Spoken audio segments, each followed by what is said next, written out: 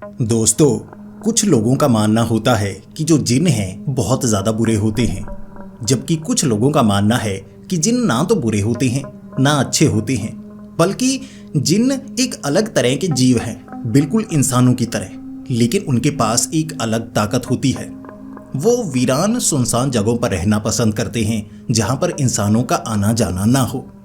जैसे जंगल हो सकता है, कोई पुरानी हवेली हो सकती है, कब्रिस्तान हो सकता है। वो तब तक किसी को परेशान नहीं करते जब तक उन्हें कोई परेशान नहीं करता, और जब उन्हें कोई परेशान करता है तो वो बदला भी जरूर लेते हैं। लेकिन कोई जिन ऐसा भी कर सकता है, ये किसी ने कभी सोचा नहीं होगा।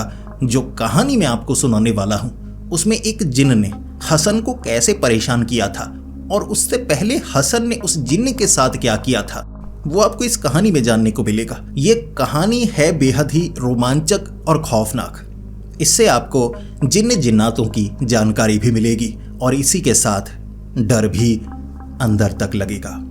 तो हेडफोन लगा लीजिए, कमरे की लाइट्स ऑफ कर लीजिए, क्योंकि ये वक्त हो रहा है डरने का। तो ये कहानी है उत्तर प्रदेश के रहने वाले हसन की। अब हसन की कहानी जिन्न से कैसे जुड़ी, वो जानने से पहले आपको हसन का स्वभाव जानना होगा, और उसका स्वभाव बदला कैसे था। उसका स्वभाव बदला था 10वीं कक्षा में। जब वो 10वीं कक्षा में था, एक लड़की पर उसे क्रश था। वो लड़की उसे बहुत ज़्यादा पसंद थी, पढ़ाकू बहुत ज़्यादा थी, किसी से बात नहीं करती थी, लड़कों से तो क्या लड़कियों से भी बात नहीं करती थी। जो हसन था उस लड़की के पीछे पड़ा हुआ था कि तू मेरी दोस्त बन जा। वो कहती मेरे पास मत आओ। ऐसे कभी कभी झगड़ा होता, वो हसन की बहुत ज़्यादा बेइज्जती करती, लेकिन जो हसन था उसके साथ लगाव उसे महसूस होता था। लेकिन जैसे ही 11वीं कक्षा शुरू हुई, वो मना करती रही और हसन को लग रहा था कितनी शरीफ है, मैं ही इसका बॉयफ्रेंड बनूंगा और कोई बन ही नहीं सकता, मैं तो इससे शादी करूंगा। भाई 11वीं कक्षा शुरू हुई तो हसन को पता लगा कि उसका एक बॉयफ्रेंड है और उसने अभी अभी बनाया है। हसन ने उस लड़की से झगड़ा किया और उसने हसन को चमाट लगा दी। बस उसके बाद से जो हसन था उसका दिल टूट चुका था, दिल जला बन गया, और ऐसा दिल जला बना कि उसका दिल हमेशा जलता रहता था, तो वो बाकियों से जलता रहता था। अब 11वीं कक्षा 12वीं कक्षा में कई उसके दोस्त थे जिनकी गर्लफ्रेंड बनी थी, और इससे जो हसन था बहुत ज़्यादा जला करता था, और उसे और कोई लड़की क्लास में तो पसंद थी नहीं, और क्लास में जो ज़्यादातर लड़कियाँ थीं उनका कोई ना कोई बॉयफ्रेंड था। तो हसन अकेला अकेला महसूस करता। वैसे भी जिनकी गर्लफ्रेंड थी वो लड़कियों के पास ज़्यादा रहते, लड़कों के पास कम। हसन अकेला अकेला, इसीलिए वो बदला लेना पसंद करता था। किसी की कोई गर्लफ्रेंड है तो उस तक कोई झूठी खबर पहुंचा दो कि यह किसी और लड़की से मिलने के लिए जा रहा है, या किसी लड़की के बारे में गलत अफवाह फैला दो कि इसके तो 4 बॉयफ्रेंड है। हसन ऐसा किया करता था, इसीलिए कई लड़कियों से उसका झगड़ा हो चुका था, कई लड़कों से उसका झगड़ा हो चुका था, लेकिन वो दिल जला था। एक बार उसका दिल टूटा था, दोबारा वो दिल जुड़ नहीं सकता था। ऐसे ही वो 12वीं कक्षा तक पहुंच चुका था। अब 12वीं कक्षा में स्कूल से वो आया करता ज़्यादातर अकेले ही, उसके बाद खेलने के लिए जाता। अब उसकी क्लास में कुछ लड़के थे जिनसे जो हसन था उसका झगड़ा हो चुका था। अब उनके साथ वो क्रिकेट खेलना नहीं चाहता था, नए दोस्त वो बनाना चाहता था। तो उसने सोचा कि मैं नए दोस्त बनाऊं, उनके साथ क्रिकेट खेलूं, तो इसके लिए मुझे अलग ग्राउंड में जाना होगा। अब इस ग्राउंड में या तो मोहल्ले वाले लड़के हैं, या यहाँ पर कॉलेज वाले आते हैं, या मेरी क्लास के लड़के आते हैं जो मेरे बारे में बुरा भला बोलते रहते हैं। अलग ग्राउंड में जाता हूँ। तो एक अलग ग्राउंड थी, वहाँ पर जब हसन पहुँचा उसके नए दोस्त बन गए। अब शाम को लेट तक वो खेला करता था। पहले दिन उसे बड़ा मज़ा आया, लेकिन अब उसे समझ में आया कि वहाँ से घर तक उसे चल कर आना होगा। अब सफ़र काफ़ी लंबा था, इतना लंबा भी नहीं कि 1 से 1.5 किलोमीटर का, तो वहाँ से चलकर उसे घर आना था। और दिन के वक्त तो उसे महसूस नहीं हुआ। आते आते अंधेरा हो चुका था और उसने एक कब्रिस्तान को देखा, उस रास्ते पर पड़ने वाला वो कब्रिस्तान, जहाँ से बड़ी जल्दी से वो निकल चुका था। अब 6 से 7 महीने हो चुके थे। जो हसन था उस कब्रिस्तान के आगे से तभी निकलता जब ग्राउंड में खेलते खेलते देर हो जाती, 7 साढ़े 7 हो जाते, तो वहाँ से निकल कर आता और बड़ी तेज़ी से किसी न किसी के साथ होता, साइकिल पर बैठे हुए होता, लिफ्ट ले लेता किसी न किसी से। तो ऐसे वो निकलता। उसे थोड़ा थोड़ा डर ज़रूर लगता था, लेकिन धीरे धीरे जब आप कहीं से निकलना शुरू हो जाएं, भले ही वो कब्रिस्तान ही क्यों ना हो, आपको आदत पड़ जाती है, आप डरना कम कर देते हैं। शुरुआत में डर लगता है। हसन को भी शुरुआत में डर लगा करता था, अब डर लगना बंद हो चुका था। 6 महीने बाद देखिए, अब एक शाम वो लेट खेलने के लिए गया तो वहाँ खेलते खेलते देर हो गई। वहाँ फ्लड लाइट्स लगी हुई थी तो 10 बजे तक भी बैडमिंटन कुछ लड़के खेला करते थे। तो कुछ लड़के आसपास खड़े हो जाते, देखने लगते कि चलो हमें भी खिला लो भैया कहकर। ऐसे ही जो हसन था वो भी कभी कभी करता। इस बार भी 8:30 का वक्त हो गया और 8:30 बजे जब वो घर की तरफ आ रहा था, बिल्कुल खाली, कोई नहीं था उसे लिफ्ट देने वाला। साइकिल पर, बाइक पर अकेले चलकर उसे घर तक आना था। और जैसे ही वो उस कब्रिस्तान के पास से निकल रहा, उसे पायल की आवाज़ सुनाई दी। छम छम छम पायल की आवाज़ सुनाई दी। और पहले तो वो डर गया, क्योंकि जैसा हमें सिखाया जाता है, हम कहानियों में पढ़ते हैं कि कब्रिस्तान में पायल की आवाज़ मतलब भूत, जिन। तो हसन के दिमाग में भी आया भूत जिन भागो, तो बड़ी तेज़ी से भागा। फिर उसने कुछ लड़कों को स्कूल में बताया कि ऐसे ऐसे मैं कब्रिस्तान के आगे से निकलता हूँ, पायल की आवाज़ सुनाई देती है, उस कब्रिस्तान में भूत है। कहानियाँ तो सुना दी, लेकिन किसी में हिम्मत नहीं थी ये सच साबित करने के लिए या झूठ साबित करने के लिए।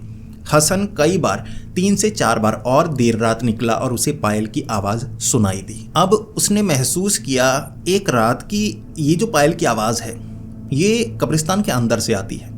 ऐसा लगता है जैसे कोई लड़का भाग रहा हो।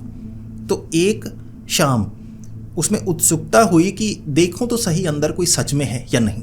अगर कोई जिन्न जिन्नात है, भूत है, तो दिखने में कैसा लगता है पता तो लगे। डरने की कोई बात नहीं है।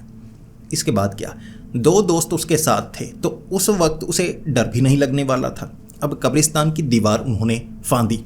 दूसरी तरफ तो नहीं गए, चढ़ चुके थे। एक आम का पेड़ था और हसन वहाँ से अंदर देख रहा। दूर उसे एक लड़की नजर आई। हसन ऊपर था, बाकी अभी चढ़ रहे। तो हसन को वो लड़की नजर आई एक तरफ कब्रिस्तान के पेड़ के पीछे जाती हुई। इतने में उसके दोस्त चढ़े, उन्हें कोई नजर नहीं आया। अब हसन ने उस लड़की की पायल की आवाज़ सुनी थी, यानी कि ये वही लड़की है। फिर क्या, हसन कहने लगा लड़की उस तरफ गई है। उन्होंने कहा भूत भूत देखा भागो। तो वो बहुत ज़्यादा डरपोक कि कोई है अंदर। हमें लग रहा था हवा में उड़ती हुई ना ऐसे पायल नजर आएगी, क्योंकि जिन्न जिन्नात नज़र नहीं आते तो ऐसा कुछ होता है। वो तो डर कर भागे।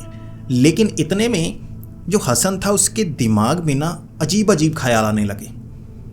अगर वो जिन्न हो ही ना, लड़की हो, किसी लड़के से मिलने के लिए आती हो या अकेले ही यहाँ पर आती हो, पता नहीं लड़कियों को बड़ा जोश चढ़ा रहता है, अकेले आती होगी, तो मैं देखूं तो सही भूत प्रेत है या सच में कोई लड़की है, पता तो करना होगा। जैसा मैंने आपको पहले बताया, जो हसन था वो दिल जला था। किसी की बात बन रही हो वो बनने नहीं दिया करता था। ऐसे ही मोहल्ले में भी कई लड़कियों के घर शिकायत उसके द्वारा पहुंचाई जा चुकी थी। घुमा फिरा कर किसी बूढ़ी औरत को उस लड़की के बारे में बता दिया, किसी और को बता दिया, कई लोगों को पता लग गया, घर तक बात पहुंची। ऐसे दूसरों की बात बिगाड़ा करता था। एक बार खुद का दिल 10वीं में टूट चुका था, उसके बाद से बस किसी की बात बनने नहीं देना चाहता था। हसन के हाथ में होता तो दुनिया के जितने लड़के थे ना, उनकी कभी गर्लफ्रेंड बन ना पाती, ये सोचा करता था। तो यहाँ पर लड़की को देखकर पहले तो जो डर लग रहा बिल्कुल खत्म हो गया। दोस्त भागे, वो नहीं भागा, वो चल कर गया। अब वो पता करना चाहता था। अब उसके दोस्त कह रहे, भाई सच में तूने भूतनी देखी है तो वहां से भाग निकला कर, उस तरफ से मत जा, दूसरी तरफ से निकल कर जाने का रास्ता है। अब एक मोहल्ले के बीच से निकलना है, उस रास्ते से निकलने की जरूरत पड़ेगी ही नहीं, हम तो वहां से जाएंगे। तो अगले कुछ दिनों तक उस तरफ से कोई जाता ही नहीं। सब कहते कि हसन को भूतनी नजर आई, भूतनी नजर आई। और हसन कहता भाई भूतनी नहीं, लड़की थी। कोई मानने को तैयार नहीं। कब्रिस्तान में लड़की क्यों घूमेगी पायल डालकर। और जैसा हसन ने बताया कि उसने बड़े अच्छे कपड़े पहने हुए थे, चमकीले चमकीले से, कोई मानने को तैयार नहीं। हसन वहीं से निकलता। फिर से एक रात जब बाकी बैडमिंटन खेलने लगे थे बच्चे, तो वो निकल कर आया देखने के लिए, पता तो करूं। तो 8:30 का वक्त था, उस तरफ से निकल रहा, पायल की आवाज़ आई। अब देखने के लिए जल्दी से वो आगे वाला एक खाली गेट था, उससे भी अंदर देखा जा सकता था, लेकिन वो जो गेट था ना, ऐसे आगे एक बड़ी दीवार, अब एक तरफ छोटी गली थी, बहुत छोटी, उसके बीच से एक तरफ गेट था। लेकिन उस गली में जाने की हिम्मत भी किसी की नहीं थी। घास बहुत ज़्यादा लगी हुई, छोटे छोटे पौधे लगे हुए, डरावना सा रास्ता था वो आगे कहीं जाने के लिए, तो उसका इस्तेमाल कोई नहीं करता था। उस गली में गया, उस गेट से अंदर देखा। अब पायल की आवाज़ नज़दीक से आ रही थी। जैसे ही गेट के पास पहुंचा, पीछे से निकलती हुई उसने लड़की देखी दूर कहीं। अब भाई सिर्फ लड़की नज़र नहीं आई, अब उसे एक लड़का भी नजर आया, जीन पैंट जैसे पहनी हो, ऐसे लड़कों जैसे कपड़े, कोई स्कूल का या कॉलेज का लड़का लग रहा, जो आगे वाले गेट के पास से ना बाहर की तरफ झांक रहा। जो अब हसन था, उसे लगा भाई मेरी बात सच थी। लड़का मिलने आता है लड़की से, भाई पायल की आवाज़ उस लड़की की है, यहाँ पर पता नहीं क्या करते हैं। तो उसे लगा कि बात तो खराब करनी होगी। ऐसा नहीं, कब्रिस्तान में मिलने के लिए आते हैं, बात तो मैं किसी की बनने नहीं दूंगा।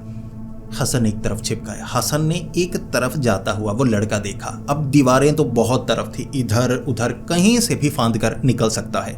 तो हसन को लगा अगर मैं घेरूंगा तो उसे पता लग जाएगा, उसके बाद वो यहाँ आना बंद कर देगा। तो मैं एक तरीका अपनाता हूँ, अब कुछ नहीं करूँगा, बिल्कुल भी कुछ नहीं करूँगा। जब ये अंदर घुस रहे हो ना, उस समय कुछ करूँगा। तो आज समय सही नहीं है। तो वो गली से बाहर निकला, लेकिन मन में यही था, रंगे हाथों पकड़ना है, रंगे हाथों। तो एक बार 8 बजे, 3 से 4 दिन बाद वो वहाँ से निकलता गया। पायल की कोई आवाज़ नहीं आई। 8 बजे वो गेट के पास खड़ा हो गया। अब गेट से बाहर से तो अंदर कोई घुसा नहीं, किस दीवार को फांद कर वो लड़की अंदर पहुंची कि अचानक पायल की आवाज़ आई। अब पायल की आवाज़ आगे आगे, वो लड़की आगे आगे चल कर जा रही। वो देख रहा लड़का कहाँ है। बात इनकी बन चुकी है, ख़त्म हो चुका है वो सीन, या अभी शुरू होने वाला है। तो रंगे हाथों पकड़ूंगा। लड़की आगे जा रही, पीछे से लड़का। लड़के के पैरों की आवाज़ तक नहीं आ रही। नंगे पाँव होगा कमीना उस कब्रिस्तान में। जो हसन था उसने यही कहा कि कमीना नंगे पाँव, पैरों की आवाज़ तक नहीं आ रही। लड़की की आवाज़ कौन सी आ रही है? पायल की आवाज़ आ रही है। अब कोई ये आवाज़ सुनेगा तो डर जाएगा, लेकिन मध्यम मध्यम ये आवाज़ सुनकर मुझे लग रहा है इनकी बात बनी पड़ी है, खराब करूँगा। वो लड़की आगे पेड़ की तरफ गई, लड़का पीछे पीछे। दीवार फांद कर अंदर गया हसन। अब हसन ने सोचा हुआ था, अगर रंगे हाथों पकड़ लिया ना मैंने, ब्लैकमेल करूंगा, उस लड़के को ब्लैकमेल करूंगा, लड़की को भी ब्लैकमेल करूंगा, और ये भी कहूंगा चलो मेरी गर्लफ्रेंड ही बना दे। उस लड़की को कहूंगा, इससे मेरा बहुत फ़ायदा होगा, दोनों मेरी बात मानते रहेंगे। वरना मैं लड़की के घर वालों तक ये बात पहुंचा दूंगा कि इतने बजे ये लड़की यहाँ पर मिलने आती है, ये लड़का मिलने आता है। बात पहुंचेगी, बदनामी होगी, मेरा तो बहुत फ़ायदा होने वाला है। वो लड़का पेड़ के पीछे गया था। अब वहाँ काफ़ी झाड़ियाँ, पेड़ वगैरह लगे हुए थे, तो छिपने की जगह थी, वहाँ पर कोई देखने तक नहीं आता। तो लड़का वहाँ जा चुका था, लड़की पहले ही पहुँच चुकी थी। जो हसन था चलते चलते उस जगह गया। जैसे ही हसन ने उस जगह देखा, भाई वो जो लड़की थी ना, ज़मीन वहाँ घास ऐसे बिछाई गई थी, वहाँ बैठी और ज़मीन में चली गई। हसन ने अपनी आंखों से देखा कि कोई लड़की ज़मीन के अंदर कैसे चली गई, जैसे आर पार हो गई हो। वो लड़का पीछे खड़ा था।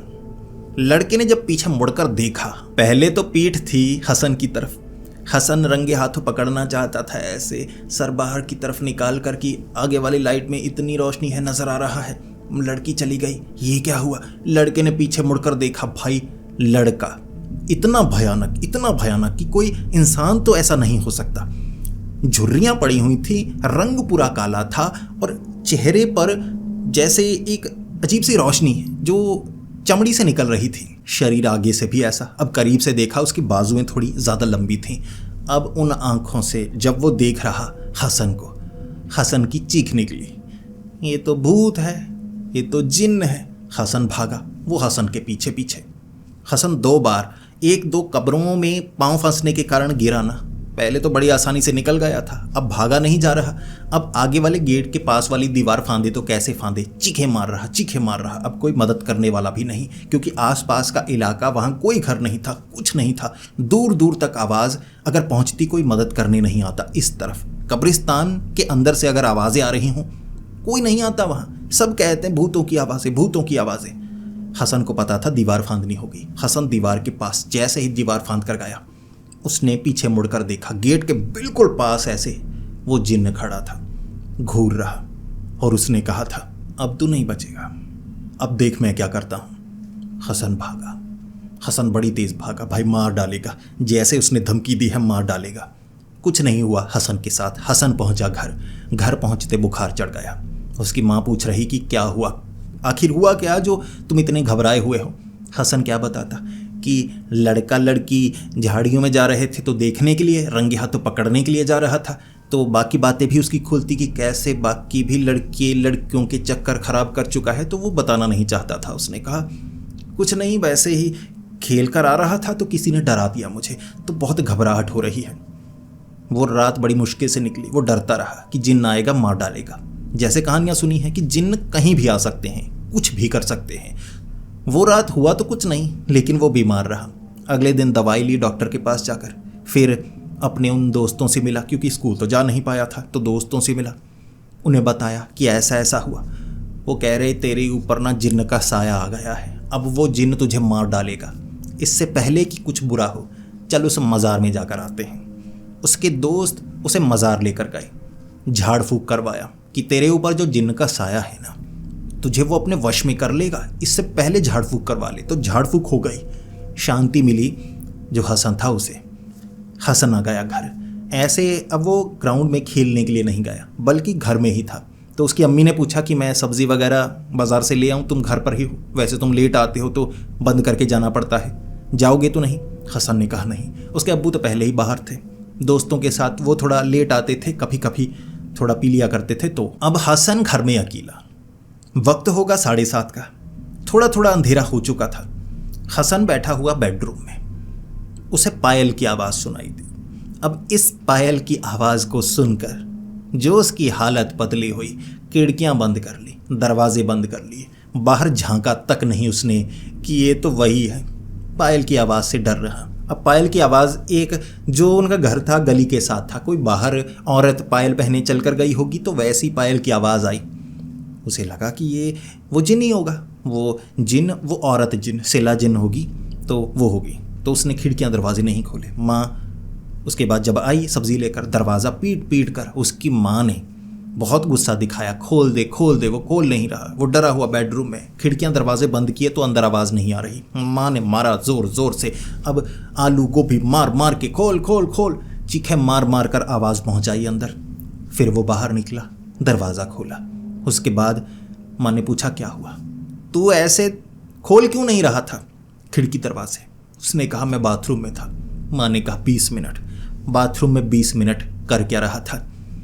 अब हसन क्या कहता कि मेरा पेट खराब था, बहाना लगाया। अब ये बात बता नहीं सकता था, क्योंकि ये बात बताता तो फंसता। वो जो कब्रिस्तान वाली बात ना पूरी करनी पड़ती। इसीलिए जो हसन था वो ये कहता रहा कि ऐसे पायल की आवाज़ आई, मुझे लगा कोई जिन्न है, पायल की आवाज़ आई। उसकी माँ ने कहा गली में कोई निकल कर गया होगा, जिन विन भूतों की कहानियाँ सुनना बंद कर दे, भूतों की फिल्में देखना बंद कर दे। ऐसे हसन को थोड़ा डांटा। उसके बाद अब उसकी अम्मी क्या ही कर सकती थी, तो उसकी माँ खाना बनाने लगी। वक्त होगा उसके बाद 10 बजे का। सब अपने कमरे में जा चुके थे। जो उसकी माँ थी, उसके पिता थे, अपने कमरे में उन्होंने टीवी लगाया हुआ। अब वहाँ पर कभी कभी जो हसन था जाकर टीवी देखा करता था उनके कमरे में जाकर। अब हसन का जो कमरा था उसमें कोई टीवी नहीं था, वहाँ पर हसन अकेला। अब हसन का जो कमरा था वो गली के बिल्कुल पास, खिड़की से बाहर अगर कोई चल कर जाता तो आवाज़ आती। तो रात को जो चौकीदार आता था, जो डंडा और सीटी मारता, उससे जो हसन था थोड़ा चिढ़ा करता था। लेकिन अब कर क्या सकता था, कमरे 2 ही थे घर में। अब अपने कमरे में 2-3 बार जब चलने की आवाज़ आई वो डरा। गली थी, कोई ना कोई तो चलता ना 10 बजे भी। फिर से पायल की आवाज़, वो घबरा गया। एक बार तो उसकी सांस रुकी हुई। फिर उसने सोचा एक बार खिड़की खोलकर देखता हूँ ना, कोई औरत निकल कर जा रही है, एक बार मन का भ्रम खत्म हो जाए। झाड़ फूक करवा ली है, कोई जिन्न नहीं है जिसका साया मुझ पर है। ऐसा नहीं हो सकता। उस मज़ार में हर तरह के भूत प्रेत जिन्नात का निपटारा किया जाता है, बस मुझे खुद के अंदर हिम्मत भरनी होगी। ये सोचकर उसने खिड़की खोली। पायल की आवाज़ ना ऐसे यहाँ से आ रही थी, तो कोई औरत जब वो खिड़की खोली तो ऐसे आगे से तो निकलती, तो वैसे ही हवा के लिए खोली उसने, ये कह सकता था। तो ऐसे खिड़की खोली, पायल की आवाज़ आ रही, बंद। पायल की आवाज़ आना बिल्कुल बंद हो गई, जबकि अब तो साफ सुननी चाहिए थी। खिड़की खुल चुकी थी, बाहर कोई नहीं। पूरी गली, वो आगे तक, इस तरफ आगे तक, उसने थोड़ा आगे होकर देखा, इधर भी कोई नहीं, इधर भी कोई नहीं। वहाँ बहुत दूर एक आदमी था। तो आदमी ने तो पायल पहनी नहीं होगी, तो जिसने पायल पहनी थी जो चलकर जा रही कहाँ गई? वो डर गया, खिड़की बंद। फिर बेड पर लेट गया, कांपने लगा, डरने लगा। जिन जिन जिन। अब इस घटना को जिन के साथ जोड़ा नहीं जा सकता था। हो सकता है कि कोई आसपास वाली औरत जिसने पायल पहनी हो वो अपने घर का दरवाज़ा खोलकर अंदर चली गई हो सकता है। तो पूरी तरह से पक्का नहीं था, लेकिन वो डरा हुआ कि ये जिन्न था, गायब हो गए। रात के वक्त अब नींद नहीं आ रही, 12 बजे तक डरता रहा, फिर धीरे धीरे आंख लग गई उसकी। 1:30 बजे उसकी नींद खुली। 1:30 बजे उसकी नींद ऐसे खुली कि हड़बड़ा कर उठा। कोई भयानक सपना नहीं देखा था। सपना देखा होता तो ये याद रहता ना कि सपने में कुछ हुआ था, अचानक मैं डर गया था। तो ऐसे उठा, हड़बड़ा कर जब उठा तो सामने घड़ी 1:30 बजे हुए थे। सांस चढ़ी हुई, पसीने से वो भीगा हुआ, और उसे यहाँ पर वजन महसूस हो रहा, जैसे किसी ने ना छाती को दबाया हो। सांस नहीं आ रही, इसलिए हड़बड़ा कर वो उठा हो। सांस चढ़ी हुई, जोर जोर से सांस ले रहा। फिर पायल की आवाज। अब नींद से कोई उठा, शांति, पूरी तरह से शांति। रात को तो शांति होती है ना। अचानक पायल की आवाज, छम छम छम। उसकी सांस फिर से रुक गई कि ये क्या हो रहा है, किस मुसीबत में फंस गया। मैं पागल था जो उस कब्रिस्तान में गया। अब इसे अलग शब्दों में कहा था उसने, लेकिन मैं ऐसे सेंसर नहीं करवाना चाहता तो इन शब्दों में कहा है। तो उसने कहा, मैं पागल था जो वहाँ पर गया, दोबारा ये गलती नहीं करूँगा। फिर पूरी रात उसे नींद नहीं आई। रात को उसने लाइट नहीं जलाई थी, छोटा बल्ब जल रहा था, तो ऐसे ही पूरी रात बिताई। उसे लगा कि उसके कमरे में कोई था। छाती पर वजन डाला। थोड़ी देर बाद सांस अच्छे से आने लगी थी, तो रात को वो सोया ही नहीं। बाहर छम छम की आवाज़ कई बार आती रही। उसके बाद अगले दिन जब दिन हुआ ना, खिड़की उसने खोली, पर्दा एक तरफ करके, रोशनी हुई कमरे में पूरी तरह से। एक दीवार पर लिखा हुआ था कुछ। अब एक कोयला होगा जिससे लिखा हुआ, तो कोयला नीचे पड़ा हुआ, थोड़ी राख भी पड़ी हुई। अब उस दीवार पर साफ लिखा हुआ था, अब तू बचने वाला नहीं। फिर क्या, जो हसन था उसकी सिट्टी पिट्टी कुल। पहले तो भ्रम हो रहा था, आवाज़ हो सकता है कोई आंटी हो पड़ोस वाली, पायल पहनकर घूम रही हो। ये कोई आंटी थोड़े ना लिख के जाएगी। दीवार पर जो लिखा है ये जिन्न ने लिखा है। उसने माँ को दिखाया, अपने अब्बू को दिखाया, तो उसके अब्बू कह रहे ये हरकत तूने क्यों की। तो जो हसन था उसने कब्रिस्तान वाली बात नहीं बताई थी, ये कहा कि कुछ हो रहा है मेरे साथ। अब पूरी बात बताना नहीं चाहता था। तो उसके अब्बू ने कहा कि ये तूने किया है, ये तूने किया है, पागल बनाने की कोशिश मत कर, ऐसा तूने क्यों किया। वो कह रहा मैं क्यों करूँगा। उसकी अम्मी कह रही कि हमारा बच्चा क्यों करेगा, बड़ा शरीफ तो है, किसी से झगड़ा मोल नहीं लेता, कुछ नहीं करता, सब अच्छा ही करता है। अब हसन कैसा था माँ को थोड़ी ना पता था, माँ तो माँ होती है। फिर उस दिन भी हसन ने छुट्टी की। माँ ने डांटा, पिता ने डांटा, लेकिन हसन ने छुट्टी की। फिर उसके बाद जो हसन था, हसन अपने दोस्तों के साथ मज़ार पर गया। उसने कहा कि मेरे ऊपर जिन्न का साया है। अब वहाँ पर उसने बताया, थोड़ी बेइज्जती हुई, दोस्तों ने भी अब जाना असल में हुआ क्या है, बताना पड़ा उसे, क्योंकि वहाँ पर जो बाबा वगैरह बैठता था, तो उसने पूछा पूरी तरह से, तो पूरी तरह बताना पड़ा। वो भी ऐसे देख रहा कि कैसा है, चलो मदद तो करनी होगी, बच्चा है। फिर झाड़ फूक हुई दूसरी बार।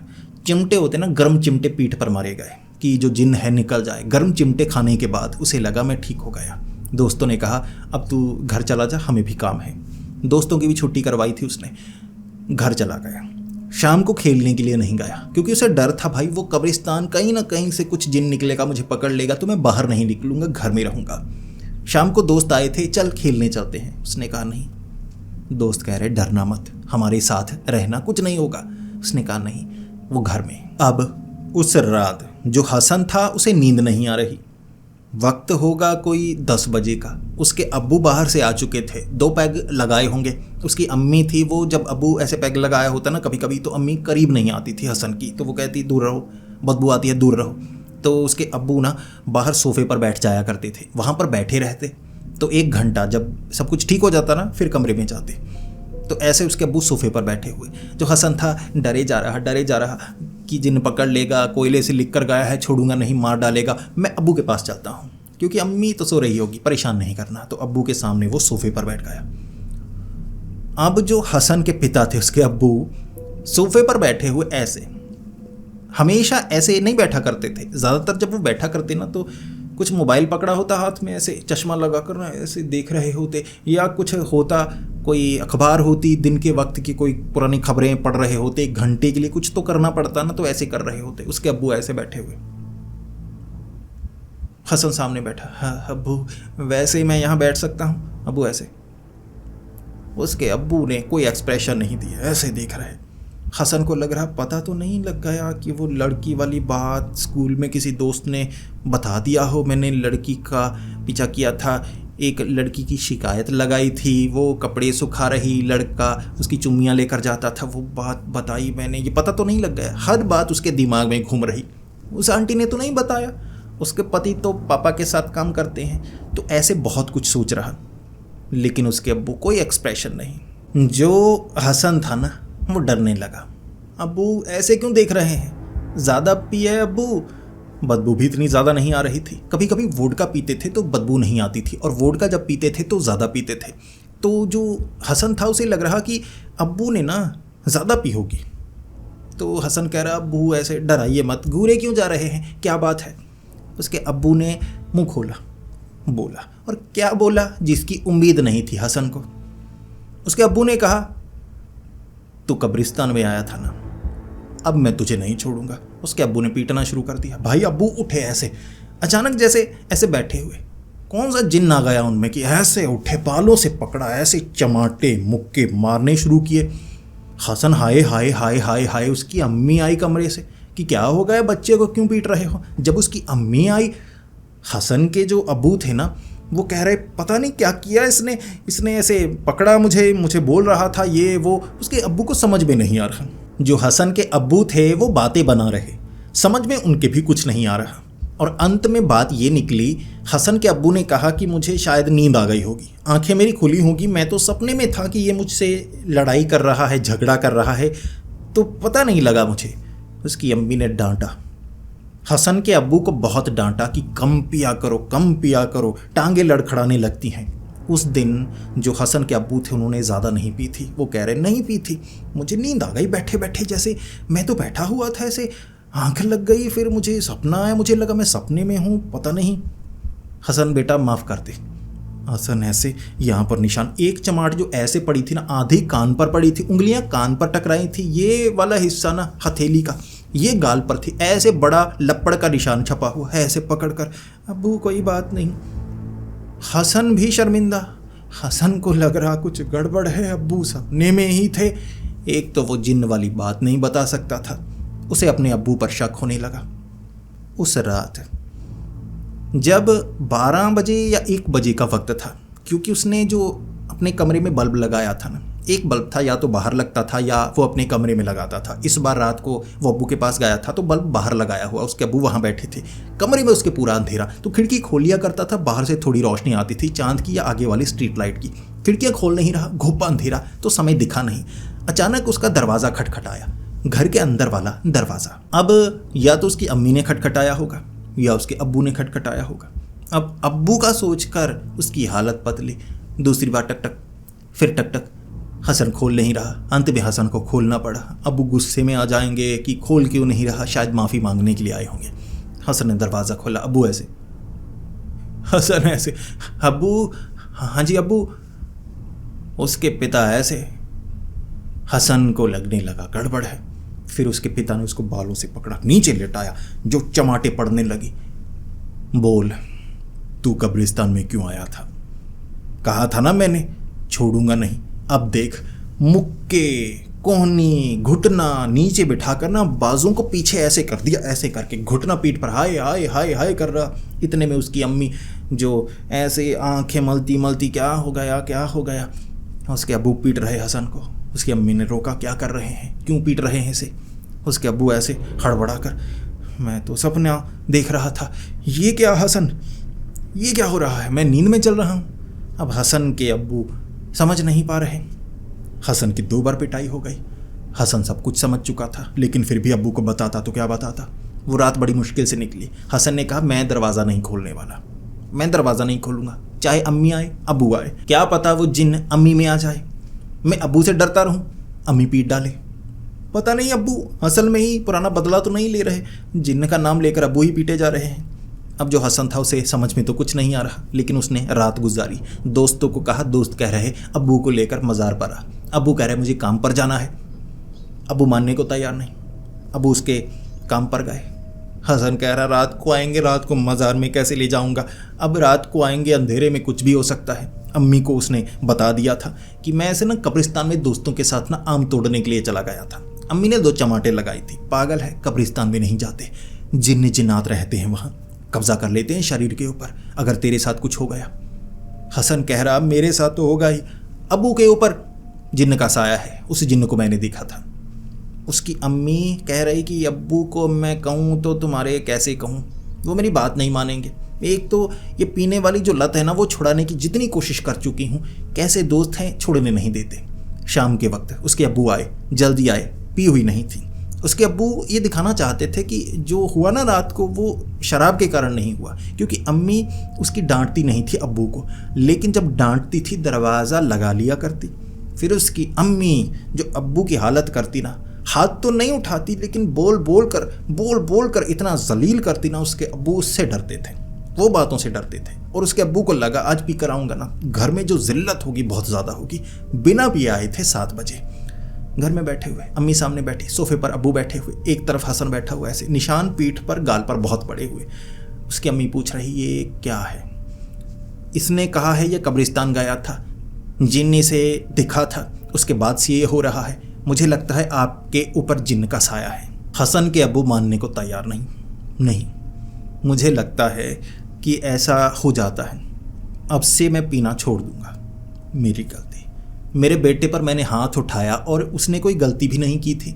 अब ये कब्रिस्तान में गया, अगर ये तुमने मुझे पहले बताया होता फिर शायद मैं पीटता, पहले ही पीटता, लेकिन अब पीट चुका हूँ। तो ये जो कब्रिस्तान वाली बात है, मान लो इसकी पिटाई हो गई वो रात वाली, लेकिन मर्जी से नहीं, अपने आप हुआ। मैं तो नींद में था, नींद में चल रहा था, तो मुझे लगा ये सपना है। तो ऐसे कुछ बात हुई। अम्मी कह रही मज़ार जाकर आना है, अब्बू कह रहे नहीं। अम्मी ने मनाने की कोशिश की, अब्बू मानने को तैयार नहीं। हसन मना नहीं सकता था, हसन को लगा पीट डालेंगे फिर मैं कुछ कर नहीं पाऊंगा, क्योंकि माँ के सामने 2-4 चमाटे तो पड़ जाया करती थी। माँ चलकर आएगी, 3-4 चमाटे इतने में पड़ चुकी होंगी। तो हसन कुछ बोला ही नहीं। हसन माँ को, माँ मज़ार तो जाना, माँ अब्बू को मज़ार लेकर जाना है। अब हसन कोशिश करता रहा, अब्बू माने नहीं। अब्बू ने कहा मुझे कल काम पर जाना है, ज़रूरी काम है, मुझे जाना है। रात के वक्त अब जो हसन था ना, उसने तो चिटिकनी लगाई कि दरवाज़ा खटखटाया जाएगा, मैं तो खोलूँगा नहीं। पतली सी आवाज़ आई उसकी अम्मी की, हसन ज़रा दरवाज़ा खोलना, अब्बू को कुछ हुआ है। हसन डरता डरता आया, हल्की सी आवाज़ थी, उसकी अम्मी की होगी। तो जैसे ही चिटिकनी खोली, दरवाज़ा खोला, उसके अब्बू सामने ऐसे। हसन ऐसे, अब्बू। अब रात को अब्बू आए हैं, उसे पता था अब्बू के ऊपर वो जिन्न हावी हो चुका है। और बस इतना ही कहा उसके अब्बू ने, तू कब्रिस्तान में क्यों आया था? तुझे कहा था ना, तुझे तो मैं बताऊंगा। अब देख, उसके अब्बू ने पकड़ा, ऐसे सर को पकड़ा, इतने में चीखें मारनी शुरू कर दी। जो हसन था, मुक्के पड़ रहे, पीछे उसकी अम्मी आ गई। अम्मी रोकने की कोशिश कर रही, अब्बू पीटे जा रहे, ऊपर बैठे हुए थे। अम्मी ने अंत में ना अब्बू के बाल पकड़े, छोड़ दो मेरे बच्चे को, ऐसे खींचा किसी तरह से। तब उसके अब्बू को होश आई। तब अब्बू शर्मिंदा। हसन के पिता कह रहे कि ये क्या हो रहा, मैं सपने में था, ये सपने में हो रहा है। उसकी अम्मी ने कहा आपके ऊपर जिन्न का साया है, बच्चे की गलती थी, हाँ आपने समझा क्यों नहीं? आपको मज़ार जाना चाहिए, बच्चे की ज़िंदगी का सवाल है। आप बच्चे को चाकू लेकर मार डालेंगे सपने में और असल में मर जाएगा, फिर क्या करेंगे? अब्बू को गलती का एहसास हुआ।